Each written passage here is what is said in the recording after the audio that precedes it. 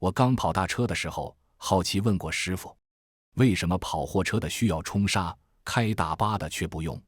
我师傅说，因为货车载货不载人，最怕路上遇难，而大巴要迎来送往，最忌车上遭祸，所以大巴不怎么讲究冲路，却讲究压车。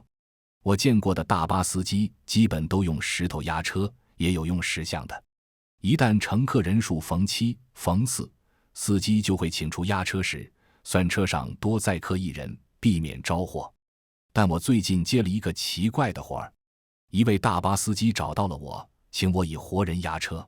他说在我之前，他车上已经碎了3块压车石了。大家好，欢迎来到我的频道。大巴司机叫于广平，已经50多岁，快退休了。人看起来很踏实可靠，两鬓斑白，少言寡语，让我恍惚想起了我去世的师傅。我们约在一家炒菜馆见面。他拎着一个已经有些破旧的皮包，刚一坐下，还没开始说话，就从皮包里拿出2万块钱来。那2万块被他用塑料袋包着，推到我面前。我听说过你，龙兄弟，你是孔甲的徒弟，跑大车时常带车冲煞的。我没直接接那2万块钱，只看着于广平道，于师傅，跑大车的冲煞。说白了，就是请有经验的司机先熟悉新路线的情况，也评一评路上的事儿，为后面的同行行个方便。你们开长途汽车的，大多走官道，又带着一车人，应该不讲究这些吧？我们确实没有冲煞的讲究，但我知道冲煞的规矩。于广平道，能经常冲煞的人，八字一定够硬，夜路走多了，见识到的东西也多。我就是需要这样一个人。我想请你帮我压车，压到月底就行。这2万算作辛苦费，如果路上出了什么问题，我再补你2万。为什么就压到月底？我有些奇怪，现在离月底就剩7天了。我这趟车是从市里到桐乡的，后半程都是老道，现在高速已经修过去了，月底就通车，到时候我们这趟线路就取消了。说到这儿，于广平的眉头微动，我从他饱含沧桑的眼中看出了些许怅惘与不舍。我本来就是桐乡的人，经常坐我车的乘客我都记得，很多还是我的老街坊。我送了他们将近20年，从来没出过事儿。现在眼看要结束了，最后这几趟无论怎样，我都要平安地把他们送到。于师傅看起来并不是什么家境殷实的人，他是自己准备了那4万块，为最后一程的客人们保平安。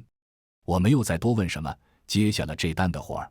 于师傅跟我讲起了他车上最近发生的怪事，其实倒也没有太邪乎的情况，只是于师傅说，最近这半个月，他车上的乘客次尾数都逢7，就是7、17、27、37。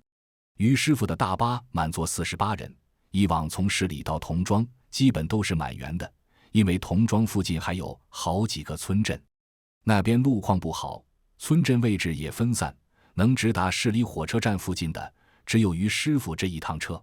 可近来，于师傅每次从市里发车，车上都是37人，等回程时从几个村镇的站点经过，最后也总是17或27人。开长途汽车的很忌讳乘客人数逢7、逢4，认为这2个数字煞气重，会招邪。这半个月，我的车上就没离开过压车石。于师傅的神情有些暗淡，我原本的压车石还是我师傅送给我的，用了很多年的老石头了。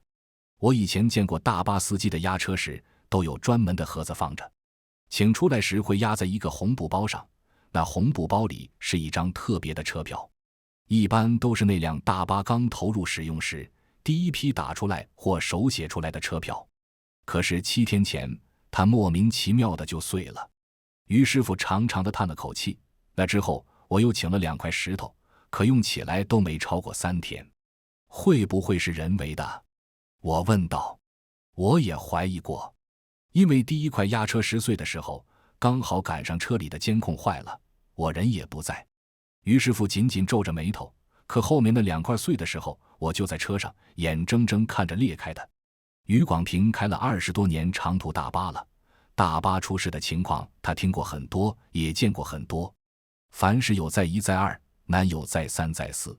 很多发生重大事故的大巴或者公交，都在出事前有过预兆或异状。一旦司机忽视了，最后的结果往往相当惨烈。现在已经碎了3块牙车时了，于师傅不敢再当意外去看。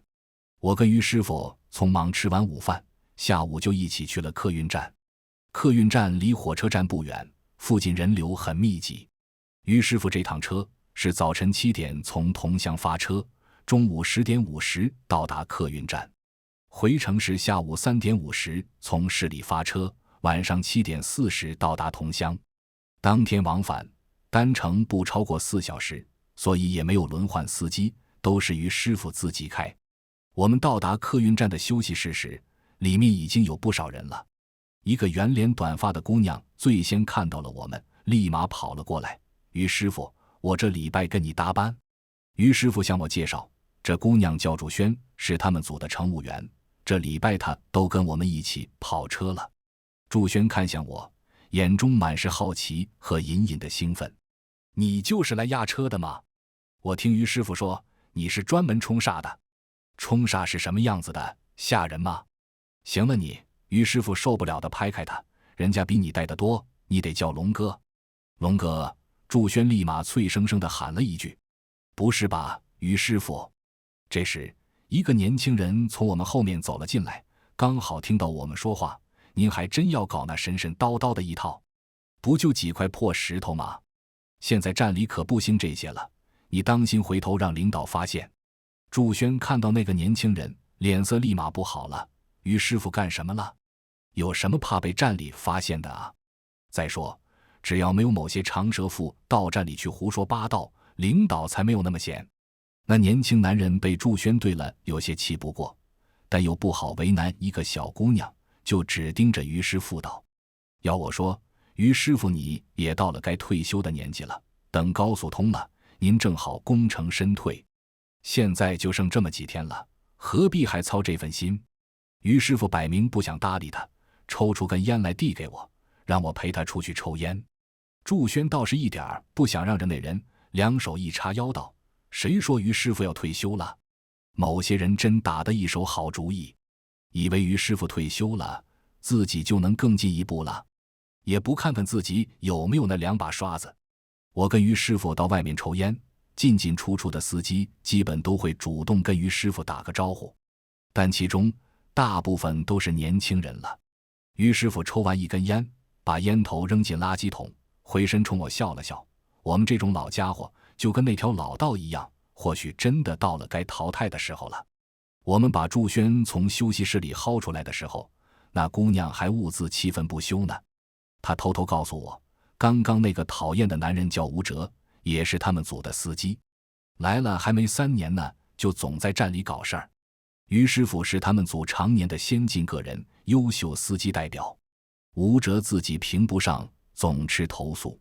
他不在自己身上找原因，却总觉得是别人挡了他的路。平时他自诩是年轻人，看不上老司机那些规矩和讲究，可他自己开车却很不稳当。这回新的高速开通，要开好多趟客运专线，他一早就盯上了，巴不得于师傅赶紧退休，他说不定还能捞个组长当当。下午3点半，我作为第1名乘客上了于师傅的大巴。祝萱特意帮我买了第1排的座位，挨着车门。这一排座位平时都是最后出的，如果乘客没有满员，我就可以单独坐一排了，也方便随时处理事情。3点40，乘客们开始陆陆续续上车了。祝萱那里有一开始出票的人数还不到37人，但总有临时买票上车的，所以还不能作数。大概5、6分钟后，上车的人稀少了起来。祝萱也回到了车上开始检票，现在是33人。祝萱特意小声告诉我。我回头看向车厢，乘客们放行李的放行李，打电话的打电话，看不出有什么问题。可当我回过头时，却看到车门前站着一个孕妇。她扶着车门，冲于师傅问道：“这车到渔桥吗？”“到。”于师傅痛快答道。那孕妇又问：“我还没买票，可以先上车吗？可以，你拿身份证，我让乘务员帮你买票。说完，于师傅赶紧喊祝轩，让他扶那位孕妇上车。现在是34人了，我在心里默数，尾数逢4也是要压车的。这时，检票口里又跑出来一个人，是个中年男人。那男人一上车就跟于师傅打了声招呼：“哟，大梁啊，你家老爷子怎么样了？”看起来这个叫大梁的跟于师傅是老街坊了。大梁长叹了口气，恐怕是不太好了，我哥让我回家给准备东西了。于师傅一听，顿时有些伤感，但还是抬手拍了拍大梁的肩膀：“老爷子99了，高寿了。”这可能是唯一可以安慰一下临终老人子女的话了。那个叫大梁的中年人勉强扯起一点笑道：“昨天老爷子清醒时，听说我要回同乡，还说你坐二小子的车回去，二小子开车最稳当。”于师傅跟着哈哈一笑，看起来他应该就是那位老爷子嘴里的二小子了。那边大梁刚落座，这边又跑上来一个戴着工地安全帽的男人，他出了很多汗，手里攥着现金，也让祝轩帮忙买票。那几张纸币都被他手里的汗水浸湿了，可他却从头到尾没摘安全帽。祝轩检完票走到我身边，36个人了，我们俩都紧紧盯着检票口的门。3点50，于师傅准点关闭了车门，直到车轮动起来都没再有人跑出来。祝轩长长的舒了口气，太好了，封印解除。因为于师傅这趟车从市里出发是常年满员的，所以也没有在市里设第2站。祝轩乐呵呵地在车里检查行李，于师傅看起来也放松了很多。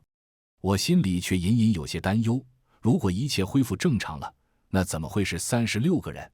不应该跟以前一样直接满员吗？这时，乘务员，有人在车厢后喊了一声：“我还没买票呢，能给我补一下票吗？”我紧忙回头看过去，说话的是一个很像大学生的年轻男人。他摘下耳机，看到祝轩惊愕的表情，已是有些抱歉：“对不起啊，我刚刚上车就在打视频，差点忘了。”“怎么可能？那我刚刚检票的时候你在哪儿？”祝轩说话都有些急了。“我就在这儿啊，可能因为我一直低头看手机，所以你没注意到我，我也没注意到你。”祝轩整个人都愣在那儿了。那男生拿出身份证递给他，他也不知道接。直到于师傅在前面按了2下车喇叭，他才缓过神来。祝轩快速给那男生办了补票，回来时脚下磕磕绊绊的，差点摔倒。于师傅倒还镇定，他把一个木质的方盒子拿出来递给了祝轩。祝轩把盒子捧到我跟前，里面已经没有石头了，只有一个小小的红布包。那红布包里就是押车的车票。我把红布包拿出来揣在了兜里，也不知道是不是我的错觉。在我把红布包拿在手上的那一刻，我眼前的景象一下暗了好几度，就像有云彩突然挡住了太阳。而我缠在腰间的打魂鞭也在那瞬间紧了紧。这根打魂鞭是我小时候从水沟里救出来的一位老道人送给我的。他说我修罗相菩萨心，这辈子注定要吃阴阳饭。虽然我那时没当回事，可现在30好几了，回首一看，年轻时开车冲煞，到现在替人驱邪还债，还真应了那老头说的话。这根打魂鞭也救了我很多次了。你感觉怎么样？祝轩有点担心地看着我。没什么事儿，放心吧，我回应道。于师傅一早已经跟我说过了，活人押车是有很大风险的。因为从押车那刻起，我手上就等于有了2张车票，一张是乘客，一张是押车时，整个人被一分为2。如果不是八字够硬的，那路上不管遇到什么事儿，我恐怕都会最先遭难。祝轩把盒子收好，回身坐到我旁边，嘴里还不住地道：“怎么可能呢？我检票的时候，明明是一排座位一排座位过的，我不可能落下谁啊？那个男生到底是什么时候冒出来的？”“别纠结了，可能就是一时没注意，或者有乘客私下换座了。”我安慰祝轩道。祝轩还是想不通，时不时的就扭过头去看那个男生。那个男生一直在摆弄手机，怎么看怎么都是个正常人。我抬头看了看于师傅，他一直很镇定，聚精会神地开着车。渐渐的，我有些困倦，于是我头靠到车窗上，闭眼浅眠。龙长洞，一阵阵诡异变调的呼喊，像是被风吹进了我的耳朵里。我恍惚地睁开眼，突然发现车停了，外面漆黑一片。那种呼喊声越来越大，似乎跟我只隔着一扇窗子。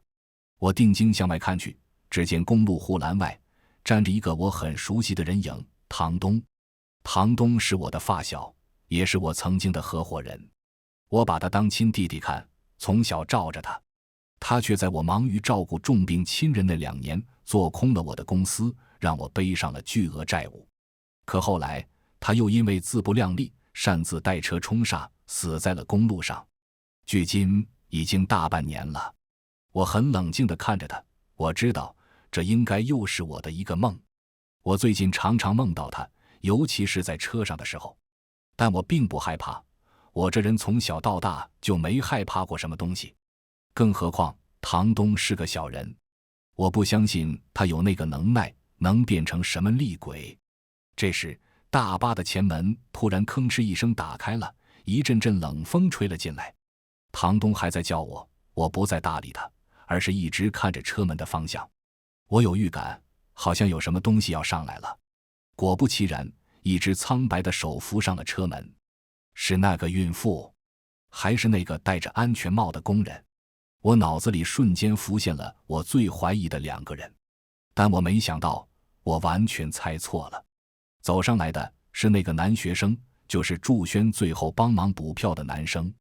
为什么我会梦到他？他明明看起来那么正常。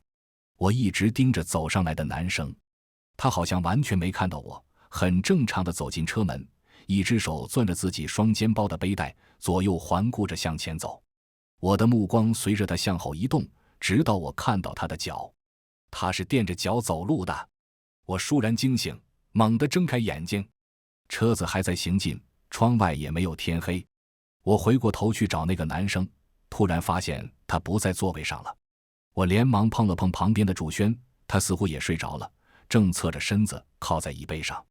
祝轩，那个男生不见了。祝轩动了动，然后缓缓地转过了头，可他露出来的却是那个男生的脸。我不是在这儿吗？他妈的，给我滚下去！我抽出打魂鞭的那一瞬，眼前的景象又是一遍，我再次醒了过来。四周一下涌来了很多声音，乘客的交谈声、呼噜声、车子行进的声音。不知道什么时候坐到前面折叠座上的祝轩听到动静转过了头，他的脸是正常的。龙哥，你怎么了？做噩梦了？没事儿，我答了一句，扭头去看那个男生。他还在自己的位置上，只是一直低着头，把整张脸都埋在阴影里。我犹豫了很久，要不要直接走过去抽他一鞭子，但考虑到车上还有很多乘客，恐怕会引起恐慌，就暂时作罢了。窗外的天渐渐擦黑，我们也快到桐乡附近了。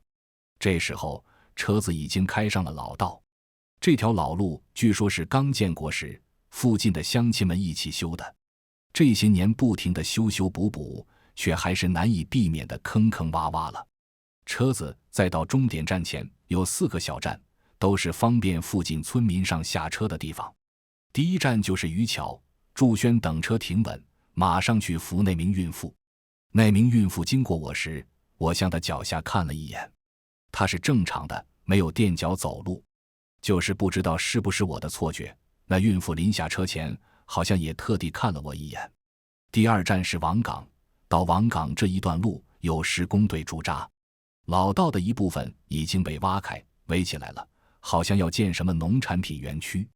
旁边铺了一条长长的临时路让大家走车。等到了站点，那位一直戴着安全帽的工人下车了，他仍然满脸的汗，下车的步伐有些犹豫。这时候我才发现，他流汗似乎不是因为热，而更像是在紧张或者害怕。接下来的路程倒还算顺利，我们平安到达了终点站。那诡异的男生混在乘客中间一起下车了。我始终没能真正的看到他是不是真的垫脚走路，亦或者我只是做了个噩梦。晚上我在于师傅家里过的夜，他老伴在城里照顾女儿，家里只有他自己。他说等他退休也要进城跟女儿一起住了，但我从他的话里话外能感受到他其实还不想退休，他舍不得自己的职业。他问起我白天押车的经历，我跟他大概讲了讲我的梦，他也做不得准。不过他也说我押车时身上的阳火会变低，所以如果真有什么脏东西，先一步找上我也是有可能的。第二天我们3个准点发车，那个叫大梁的也来了。他刚一上车，我们就看出了他双眼通红，显然是哭过了。怎么了，大梁？于师傅大概已经猜到了，但还是问了一句：我家老爷子没了，昨晚上没的。大梁垂着头道：我衣裳都没装好呢，我哥就打电话来了。大梁手里拎着个塑料袋，塑料袋里是一个蓝色的锦盒，这种盒子我也见过，是丧葬店里装寿衣的。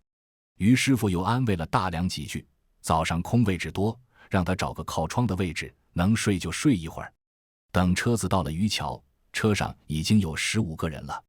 我们几乎没什么意外的，在渔桥站又看到了2个人，是那个孕妇，还有一个男人。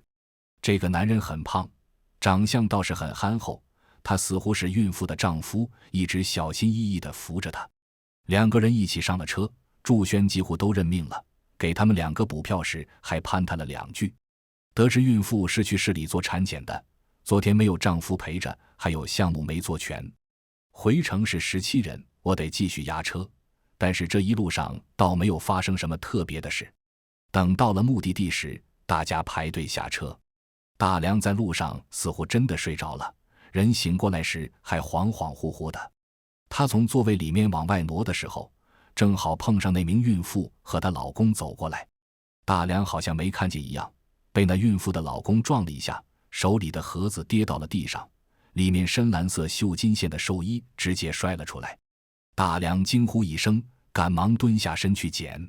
孕妇和那个男人正好被拦在了走道上，2个人就那样直勾勾地看着大梁捡寿衣。我本来想去帮忙，可走近时却意外听到那男人说了一句：真好看。他在说什么好看？难不成是寿衣吗？接下来的2天，我们的车程都还算顺利，除了我偶尔还会梦到唐东外，没有再遇到什么让我困惑的东西。只不过每天的乘客数量依然卡期，我不得不一直押车。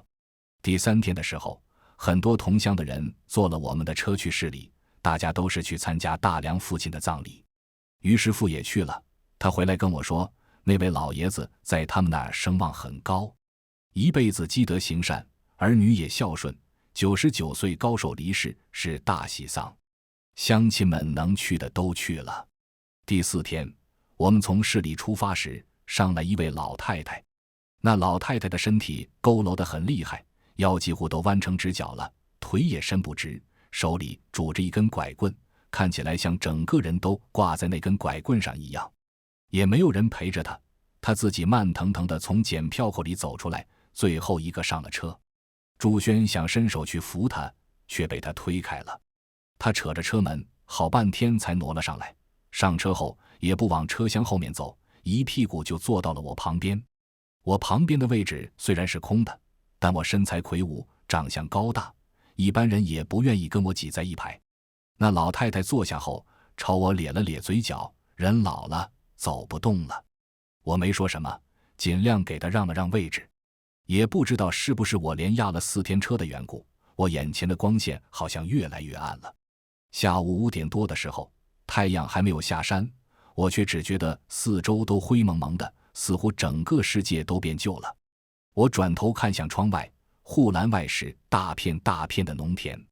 我刚觉得眼睛好受一点，就恍惚看到我映在车窗的影子后面站着一个人。那人瘦高瘦高的，手里举着一根棍子，正朝我的头上砸下来。我猛地一回头，正对上的却是那个老太太的脸。她在冲我笑，满脸的褶子堆在一起，露出发黄的牙齿，异常的违和。之后的路程，我没有再背对过这个老太太，我也不能因为一个影子就把一个老太太抽一顿，只能警惕着她。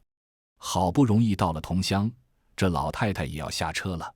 我看她慢腾腾地站起来，突然发觉她似乎变高了。她不佝偻身子的情况下，像是比常人高很多，但那只是一瞬间，她很快又佝偻了回去。在那一刻，我突然想起了刚刚莫名觉得违和的地方。这老太太的年纪看起来得有70、80岁了，可她的牙齿却像年轻人一样，没有任何残缺。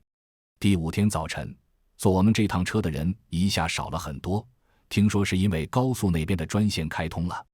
但是还是有不少村民选择了坐于师傅的车，他们不愿意走到高速的站点去，觉得太远太不踏实。等车子行驶到渔桥时，那名孕妇又上车了。这次没有看到她丈夫，她一个人扶着肚子，脸色有些苍白。祝轩赶紧去扶她，一路小心地把她送到位置上。等车子开动了，祝轩又几次走过去观察她的状况。那名孕妇似乎挺感激祝轩，拉着祝轩的手，让他摸自己的肚子。祝轩一开始还有点抗拒，但架不住人家很热情，拉着她的手不放，甚至还解开了自己的外套。我本来对那个孕妇和她的丈夫都有点疑惑，一直观察着她，但看她再解衣服就移回了视线。我不知道祝轩有没有摸，没一会儿祝轩走了回来，他也没有跟我说什么，自己坐回了前面的折叠座上。后来我又有些困倦，控制不住地靠在椅背上睡了过去。迷迷糊糊时，我好像听到了祝轩的自言自语，她不是孕妇，那不是孩子。我完全没有料到，当我清醒过来，车子也到了终点，而祝轩竟然高烧昏厥了。我和于师傅慌里慌张地把祝轩抬下来，送到了客运站的紧急医疗点。我一下想起了那名孕妇，可等我跑出去，那孕妇早就不见了。救护车把祝轩带走了。那么明朗善良的一个女孩子，明明早上的时候还扶着老人上车，跟乘客们聊天打趣，短短几小时就烧得连皮肤都透明了，脆弱的像个布娃娃一样被人抬上了车。我几乎抑制不住心中的怒火，我希望这一切跟那个孕妇没有关系，否则再见到她，我恐怕很难保持理智。下午，客运公司也没有给于师傅分配新的乘务员，可能是因为新开了很多条专线的原因，站内人手本来就不够。那个讨人厌的吴哲见到于师傅，下巴都快抬到天上去了。他也开了一条新专线，正好是跑桐乡的。于师傅担心祝轩，一直在往医院打电话，压根没理吴哲。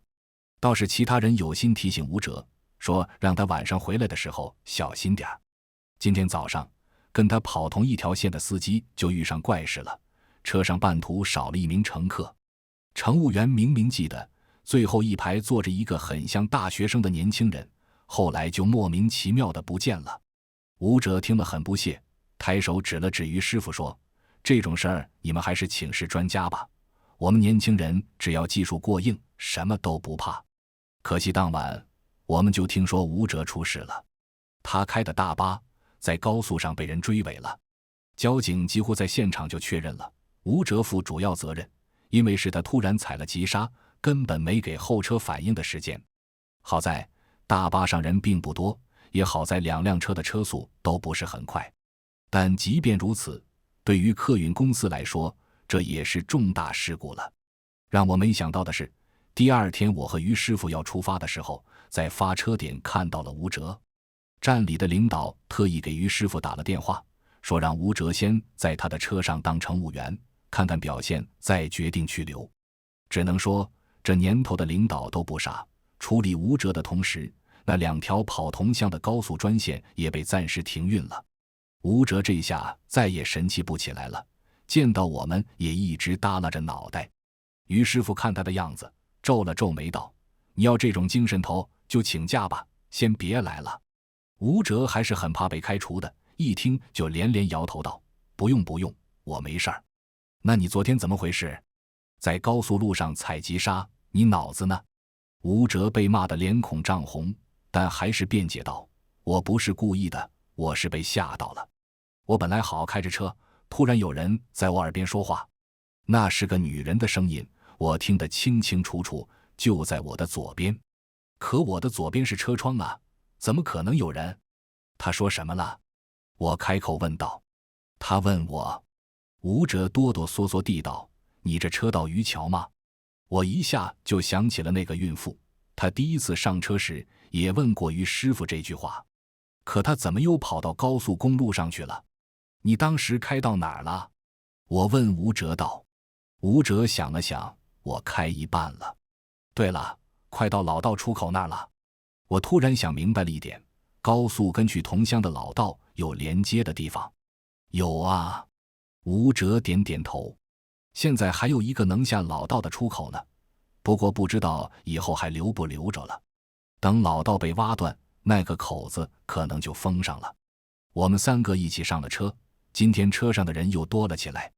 等车子开到王岗时，就见工地那边几个围栏被撤走了，露出里面被挖了大半的老路。几个施工工人也在这时候上了车。车上的乘客见几个工人的打扮，纷纷跟他们攀谈了起来。一个中年人问道：哎，兄弟，听说你们工地挖路挖出东西了是吗？那工人应了一声：可不是，闹了半个月了，要不是工期压着，我们老板都不想干了。挖出什么了？棺材啊。旁边有人好奇道。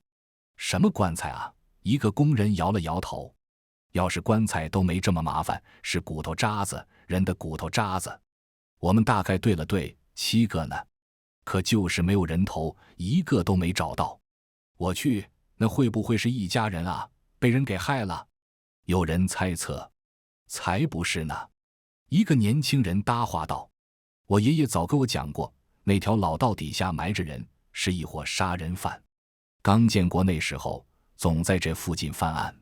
说是经常扮成老人、孕妇，骗人家开门，然后一动手就是一个活口都不留，而且特别变态。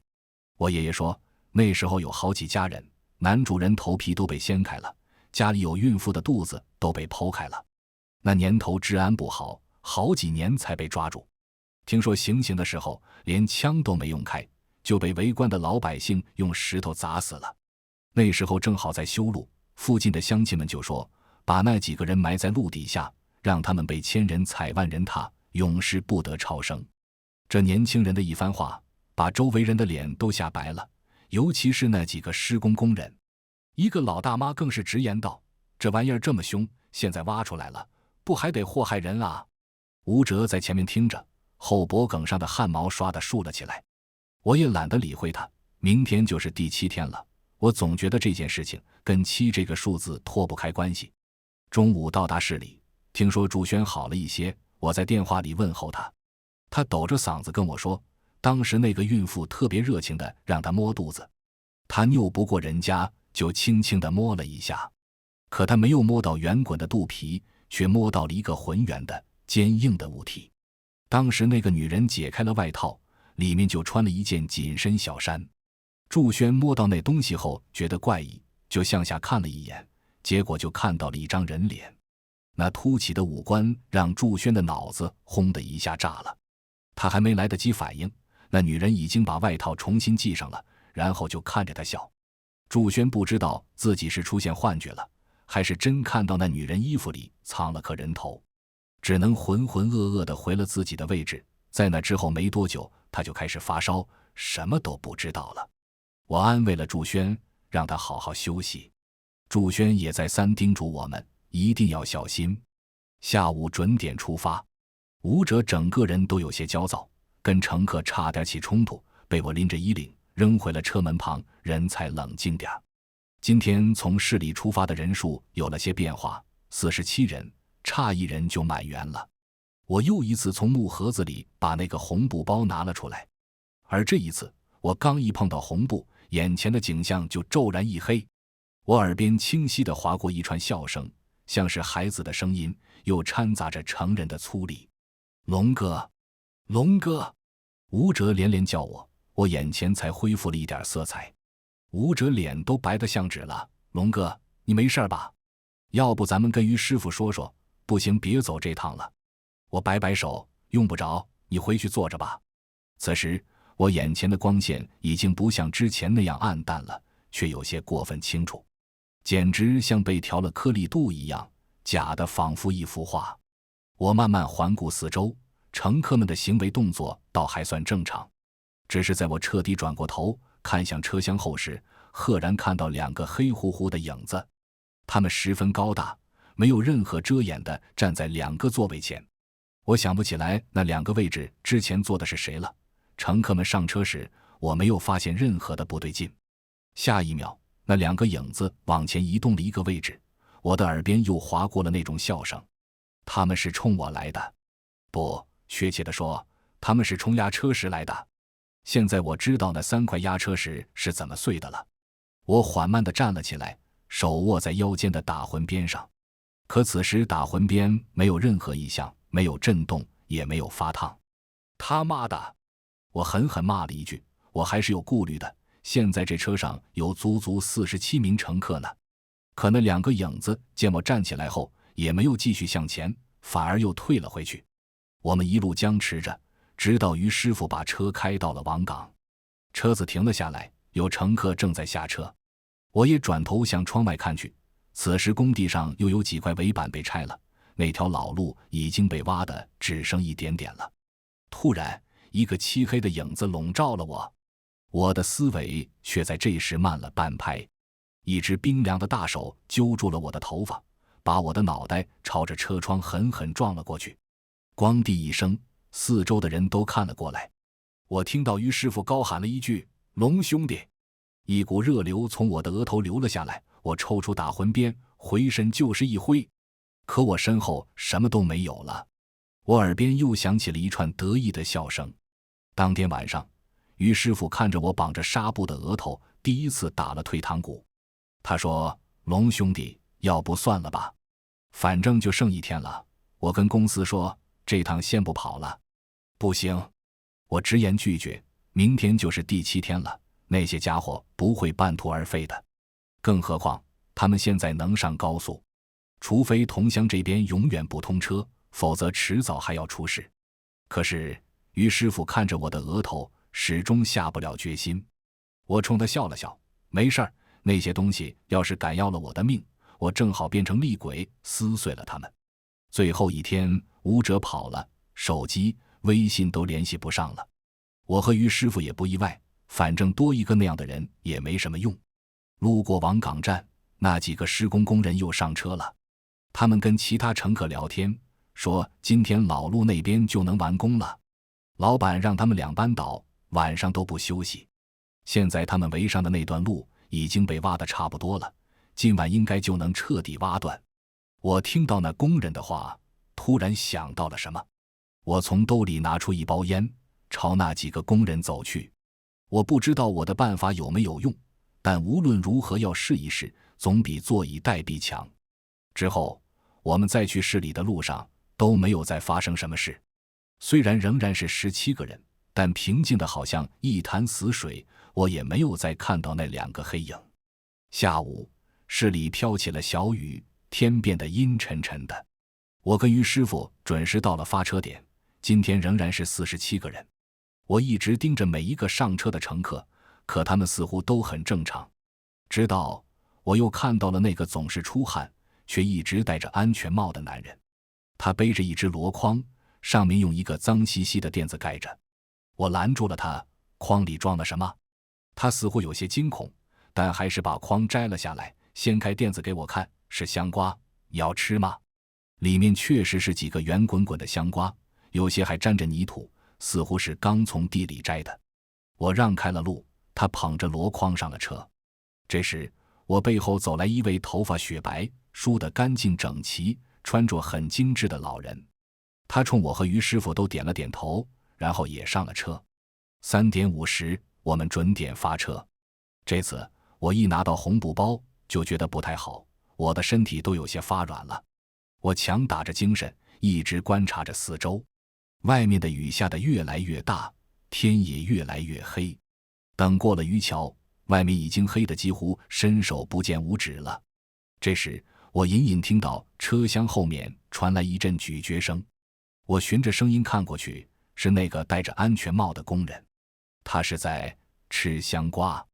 我皱着眉看着他，他吃得很专注，也很狼狈，汁水四溢，瓜皮四溅。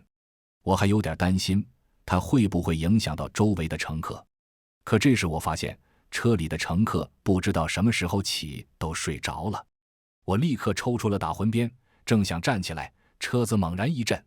我回头看去，发现于师傅似乎是想睡觉一样，头正在一点一点的。于师傅！我大喊了一声。于师傅总算清醒了一点，他随手拿起了旁边的保温杯，把里面还发烫的茶水直接浇在了脑袋上。我不敢再耽误，立马起身朝那个奇怪的男人走去。他瞪圆了眼睛看着我，嘴里却片刻没停。等我走近了，才发现他不是在吃香瓜，是在啃。而他啃出来的其实也不是香瓜，而是人的头骨。这时车已经到了王岗，自然是没人下车的。于师傅直接开上了那条临时铺的路。我刚要挥起打魂鞭，一股巨力就从后面绑住了我的手臂。我又听到了那恼人的笑声，眼睁睁看着一颗颗人头化成那名孕妇、那名孕妇的丈夫、那个垫脚走路的学生、那个装成老太太的瘦高男人，他们又齐齐化成漆黑的影子，一个个穿过了我的身体。我恍惚间好像感受到了曾经那些受害人的痛苦，耳边响彻一阵阵悲惨的尖叫和变态的笑声。我怒吼一声，硬是移动了一条手臂，将鞭子挥向了那个男人的安全帽。他的帽子被我打掉了，他立刻尖叫起来。我看到他似乎曾经被严重烫伤的头皮，他慌张地想再次把帽子戴起来，可帽子已经不知道滚到哪里去了。他的神情立刻变了，那副惊恐软弱的表情瞬间变得狠厉恶毒。他扑向了我，我额头原本的伤口再次开始流血，一种剧痛从我的发根延伸到发梢，我的头皮好像在被整个掀起来。我扬起那条能活动的手臂，打魂鞭划过空中，却一声都没响。押车的那张车票对我的影响实在太大了，这7天里我一天比一天弱。那些东西之所以不断地上车下车，其实也是在试探我的变化。可我却不敢轻易扔掉车票，因为我不知道如果真让他们卡到了逢期的人数，这辆车上的人会怎么样。于师傅也在此时发出了一声惨嚎，整个车身都开始抖动。那些黑色的影子纠缠着他，他们要弄翻这辆车，让车上的所有人陪葬。我的余光里，无知无觉的乘客们随着车身颠簸，就恍若屠刀下的羔羊。这时一个老人的声音突然响起，他声若洪钟，异常沉稳：二小子，把方向盘抓稳了，老爷子来给你坐镇了。我一下意识到那个穿着精致的老人是谁了，是大梁的父亲，那位99岁高寿离世的老人家，而今天正好是他的头七。我循着那个声音向那老人望去，他就在我的斜前方。老人朝我伸出了手，他说：小伙子，你把那张车票给我，我镇得住。这时我也来不及多想了，我拧着手臂，硬是从兜里拿出了那枚小红布包，把它朝老爷子的方向扔了过去。在红布包脱手的那一瞬间，一股浓浓的血气从我的心底爆发了出来。我压抑已久的怒火随着迅速恢复的体力霎时间汹涌而出。我直接挣脱了背后扣住我的黑影，然后两手掐住了眼前那个变态男人的脖子。我的力气可能使得太大了，硬生生把他的头骨从那副假模假样的腔子里挤了出来。他的惨嚎和扭曲的哭音一时响彻车内。我一把抓起那脏兮兮的头骨，直接朝车窗扔了过去。没想到那玩意儿竟然直接穿过了紧闭的车窗，被甩到外面去了。其他黑影听到动静，都怒吼着朝我冲了过来。我扬起手臂，在空中挥动打魂鞭，啪啪啪3声鞭响，一时恍若雷鸣。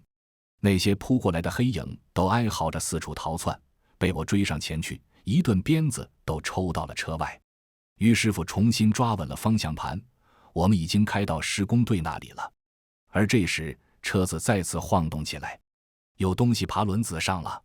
于师傅打开车门，我攀着车门向外看去，是那7颗人头，他们还没放弃，缠住了大巴的后车轮。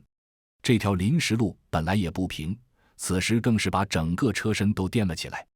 我抬起头，正好看到正在施工的工地，那里灯火通明，一辆铲车等在原地，他们还没有完工，他们在等我。早上的时候，我拜托了那几位工人，一定要等我们这辆大巴平安度过，听到司机按响喇叭，再挖断最后一点。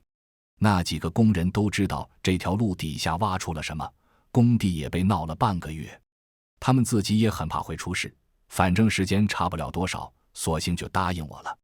我回身冲于师傅喊道：坚持到老路上去，路还没断，他们怕那条路。为什么这些东西已经被挖出来半个月了，却一直在这条老路上徘徊？他们要远离这里，似乎只能坐车，可又必须在某一刻返回。他们应该是无法彻底脱离这条埋了他们几十年的路。他们搞了那么多事，却恰恰选了今天集体现身。我赌他们等的就是这条路被挖断的那天。于师傅死死抓着方向盘，听到我的喊声，一咬牙踩下了油门。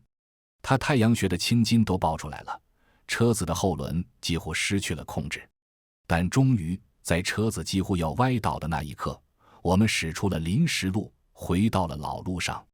一阵刺耳的刹车声响起，那7颗人头被甩到了路上。斑驳的路面突然下陷，露出一个大坑。这条坚持了几十年的老道再一次把那7颗人头埋葬了。晚上7点40，我们准时到达了目的地。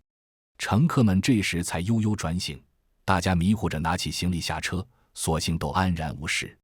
我看向那个老爷子的位置，他老人家早就不见了，只有那小小的红布包被端端正正地放在座位上。事后，于师傅亲自把4万块钱送到了我家。我本来不想要那么多的，可他说我要是不收，他这辈子都过意不去，所以我还是收下了。于师傅告诉我，祝轩很快康复了，小姑娘还是很精神，没有被吓坏。吴哲被辞退了，整个人蔫蔫的，说以后都不开车了。让于师傅更高兴的是，客运公司的领导亲自找他谈了话，不想让他现在退休，让他再辛苦2年，多带带公司的新人。而那条老路最终也没有被彻底挖断。原本的园区觉得选址在那里太不吉利了，就放弃了。市里还是决定留下那条老道，好好整修一下，以后作为辅路使用。重新填路那天，我跟于师傅都去了。于师傅在路边捡到块石头，那石头上缘下方，大小刚好能放进压车时的盒子里。于师傅跟我说，这是这条路送给他的，以后无论他在哪年退休，他都会把这块石头传下去。就算以后没用了，也总会有人记住他曾经为人们做出的贡献。全文完，感谢您的观看，每天上新精彩小说，喜欢就订阅吧。